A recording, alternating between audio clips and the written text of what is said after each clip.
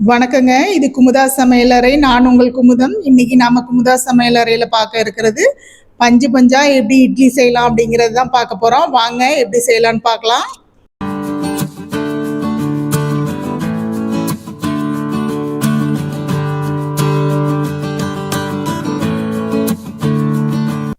இட்லி பிரியர்கள்னு சொல்லுவோம் இல்லைங்களா? அந்த லிஸ்ட்ல என்னையெல்லாம் இட்லி வெறியர்கள்னு சேர்த்துக்கலாங்க. அந்த மாதிரி இட்லினா அவ்வளோ பிடிக்கும். வீட்டில் இருக்கவங்களுக்கும் அது மாதிரி தாங்க.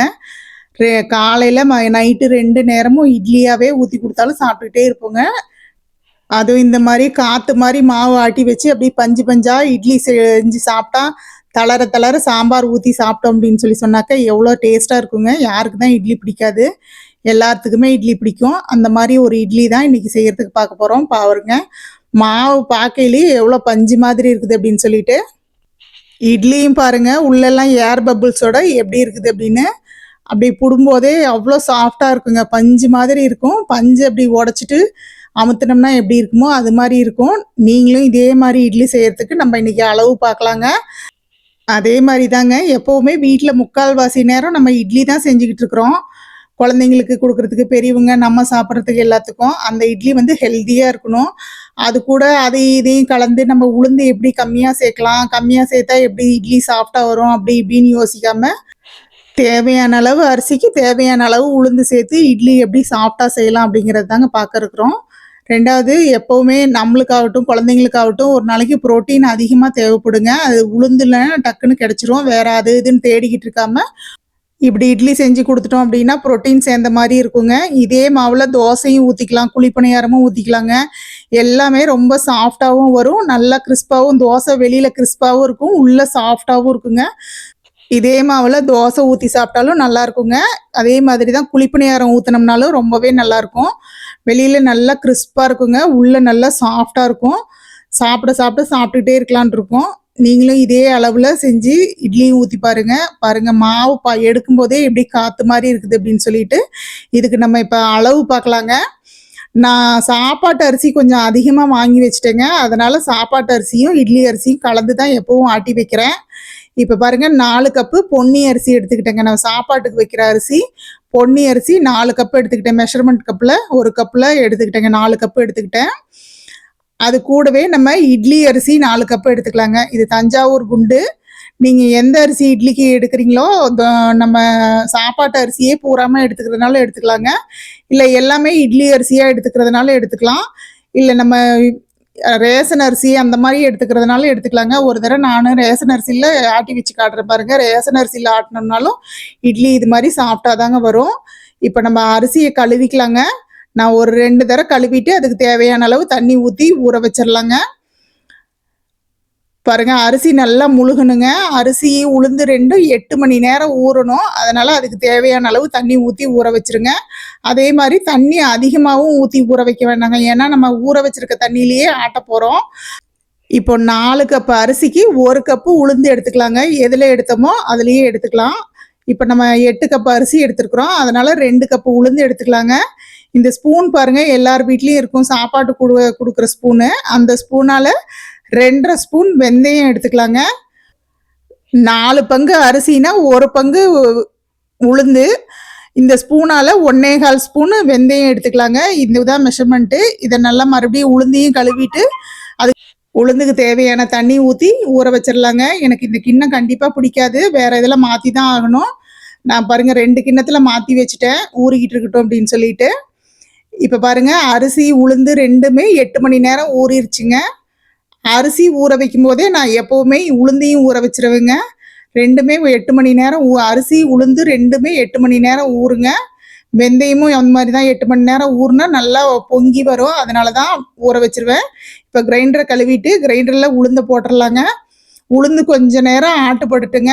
கொஞ்சம் அந்த உளுந்தோட இது இல்லாமல் அந்த உளுந்து மேலே மிதந்து வருங்க. வந்து உளுந்து தேங்கி தேங்கி நிற்கும். அந்த மாதிரி இல்லாமல் அந்த உளுந்தை கொஞ்சம் தள்ளி விட்டுட்டு அது கூடவே அரிசியை சேர்த்துக்கலாங்க. அரிசியும் சேர்த்து நான் 2யும் ஒன்றா தான் ஆட்டி வைக்கிறேன். ஓரளவுக்கு குருணை பதமாக எடுத்துக்கலாங்க. நம்ம ரவை பதமாக எடுத்துக்கலாம். அரிசியை பாருங்கள், இந்த கல்லில் வரும்போதே தெரியுது உங்களுக்கு ரவை பதம் எப்படி இருக்குது அப்படின்னு சொல்லிட்டு. அந்த மாதிரி ஆட்டி வச்சு அதுக்கு தேவையான அளவு உப்பு சேர்த்துக்கலாங்க. உப்பு சேர்த்துக்கிட்டு நல்லா கையை வச்சு கரைச்சி விடணுங்க. எப்படி தான் நம்ம அரிசி உளுந்து ரெண்டும் ஒன்றா ஆட்டினோம்னாலும் அதுக்கு தேவையான அளவு உப்பு சேர்த்துட்டு நல்லா கையை வச்சு அடி வரலும் கிளறி விட்டு கரைச்சி வச்சோம்னா தான் நல்லா நம்ம கையோட சூட்டுக்கு தான் மாவு நல்லா பொங்கி வருங்க. இட்லியும் நல்லா சாஃப்டாக இருக்கும். நான் இதை நாள் நைட்டே ஆட்டி வச்சுட்டேங்க. அடுத்த நாள் காலையில் பாருங்கள் எப்படி பொங்கி இருக்குது அப்படின்னு. அது மாதிரி தாங்க மாவு அரை இதுக்கு இருக்கிற மாதிரி எந்த பாத்திரத்தில் வைக்கிறோமோ அந்த பாத்திரத்தில் அரை பாத்திரத்துக்கு இருக்கிற மாதிரி மாவை ஆட்டி வச்சுக்கணுங்க. ஏன்னா பொங்கி கீழேலாம் விழுந்துரும். அதனால் நல்லா கொஞ்சம் பெரிய பாத்திரமாகவே வச்சு நம்ம கரைச்சி வச்சுக்கணும் மாவை. இப்போ பாருங்கள் ஒரு இட்லி கொப்பரையில் தண்ணி ஊற்றி வச்சுருக்குறோம். 2 தட்டுலேயும் நம்ம இட்லி ஊற்றி வச்சுக்கலாங்க. மாவை நான் 2 இதுக்கு மாற்றி வச்சுட்டேங்க. ஏன்னா ஃப்ரிட்ஜில் வைப்போம். அதனால் வெளியில் இவ்வளோ மாவு வைக்க முடியாதுங்க, புளிச்சு போயிடும். அதனால் 2 சின்ன சின்ன ஜம்படமாக 2 ஜம்படத்துக்கு மாற்றி வச்சுட்டேன். இப்போ மாவு கொஞ்சம் கெட்டியாக இருக்குதுங்க. அதனால் கொஞ்சம் தண்ணி கலந்துக்கலாம். நீங்கள் எடுத்து பார்க்கையிலேயே உங்களுக்கு தெரியும். கொஞ்சம் கெட்டியாக இருக்கிற மாதிரி இருந்ததுன்னா தண்ணி கலந்துக்குங்க. தண்ணி தேவையில்லை அப்படிங்கிற மாதிரி இருந்தால் விட்டுறலாங்க. பாருங்கள் இப்போ மாவு எடுத்து பார்க்கும்போதே அப்படியே காற்று மாதிரி இருக்குது. இந்த அளவுக்கு மாவு இருக்கணுங்க. ரொம்ப கெட்டியாகவும் இருக்கக்கூடாது, ரொம்ப தண்ணியாட்டமும் இருக்கக்கூடாதுங்க. தண்ணியாட்டம் இருந்தால் தோசைக்கு தான் சரியாக இருக்கும். இந்த மாவில் இட்லி நம்ம இப்போ ஊற்றி வச்சுக்கலாங்க. அதே மாதிரி தான் மாவு நம்ம அரிசி நான் 8 கப்பு போட்டதை 3ஆக பிரித்து தாங்க கிரைண்டரில் போட்டு ஆட்டினோம். அந்த அளவு உங்களுக்கு தெரியுது அப்படிங்கிற மாதிரி இருந்ததுன்னா ஒரு நிதானமாக போட்டுக்குங்க. அப்படி இல்லை அப்படிங்கிற மாதிரி இருந்ததுன்னா ஒரு கப்லேயே அளந்துக்குங்க. உளுந்தையும் 3ஆக அளந்துக்குங்க, அரிசியும் 3ஆக அளந்துக்குங்க. நான் அந்த மாதிரி தான் போட்டு எடுத்தேங்க. நீங்கள் இதே மாவை மிக்சியில் கூட ஆட்டி வைக்கலாங்க. மிக்சியில் ஆட்டினாலும் இதே மாதிரி தாங்க இட்லி வரும். நம்ம ஒரு நாளைக்கு மிக்சிலையும் ஆட்டி செஞ்சு பார்க்கலாங்க இட்லி எப்படி வருது அப்படின்னு சொல்லிட்டு. நான் கொஞ்சமாக மாவு ஆட்டுற மாதிரி இருந்தால் மிக்சிலேயே இதே மாதிரி ஆட்டிக்குவேங்க. இட்லி இதே மாதிரி தான் சூப்பராக வரும். அரிசி மிக்சியில் ஆட்டுற மாதிரி இருந்தால் இன்னும் ஒரு 2 மணி நேரம் சேர்த்தி ஊறுற மாதிரி இருக்குங்க. 8 மணி நேரம் ஊறுறதை விட ஒரு 10 மணி நேரம் ஊற வைக்கிற மாதிரி இருக்கும். ஒவ்வொருத்தர் 2 மணி நேரம் ஊறுனா போதும் அரிசி ஆட்டலாம் அப்படின்னு சொல்லுவாங்க. அதெல்லாம் இட்லி கொஞ்சம் அந்த அளவுக்கு நல்லா இருக்காதுங்க. இல்லை ஒருவேளை நீங்கள் ஆட்டி வச்சு நல்லா இருந்திருக்கலாம், ஒவ்வொருத்தரும் ஆட்டி வச்சு நல்லா இருந்திருக்கலாம். எனக்கு என்னமோ அந்த மாதிரி 2 மணி நேரத்தில் ஆட்டுற மாவு அவ்வளோ உபரியாயும் வர்றதில்லைங்க. இட்லி அது அவ்வளோ சாஃப்டாகவும் இருக்கிறதில்ல. கொஞ்சம் அந்த இட்லியோட டேஸ்ட்டுமே வித்தியாசப்படுது. அதனால் எப்போவுமே நான் 8 மணி நேரம் ஊற வச்சுட்டு தாங்க அதுக்கப்புறம் தான் மாவு ஆட்ட ஆரம்பிப்பேன். உங்களுக்கு நீங்கள் எப்படி ஆட்டுவீங்கன்னு சொல்லி பாருங்கள். ஒரு தடவை இந்த மாதிரி ஆட்டி பாருங்கள் இட்லி எவ்வளோ சாஃப்டாக வருது அப்படின்னு சொல்லிட்டு. இட்லி டேஸ்ட்டாகவும் எவ்வளோ டேஸ்ட்டாகவும் இருக்குது. அந்த மாவு கடைசி வரலுமே இட்லி ஊற்றலாங்க. நம்ம இந்த மாதிரி மாவு ஆட்டி வச்சோம் அப்படின்னு சொன்னாக்கா ஒரு 2 நாள் வச்சுருந்துட்டு 3ஆவது நாள்லாம் மாவு தோசைக்கு தான் வரும், அதுக்கு மேலே இட்லி ஊற்ற முடியாது அப்படின்னு ஒவ்வொருத்தர் சொல்லுவாங்க. அப்படி இல்லாமல் நம்ம கடைசி மாவு வரலுமே இந்த மாதிரி ஆட்டினோம் அப்படின்னா இட்லி ஊற்றலாங்க. நம்ம இட்லி பாருங்க உள்ளெல்லாம் அப்படியே ஏர் பபிள்ஸோட எப்படி இருக்குது அப்படின்னு சொல்லிட்டு அப்படியே காற்று மாதிரி இருக்குதுங்க. சூடு வேற கை வைக்க முடியல, கொதிக்குது இட்லி.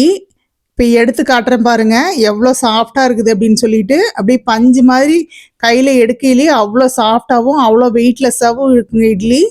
சாப்பிடவும் அது மாதிரி தாங்க சூப்பராக இருக்கும். 3 இட்லி சாப்பிட்டாலே வயிறு ரம்பிடும். நம்ம அரிசி உளுந்து இதெல்லாம் கரெக்டாக போட்டு மாவு கரெக்டாக ஆட்டாமல் இருந்தோம்னா நீங்கள் எப்படி தான் மாவு ஊற்றி வச்சிங்கனாலும் இட்லி சப்பட்டையாக தாங்க வரும்.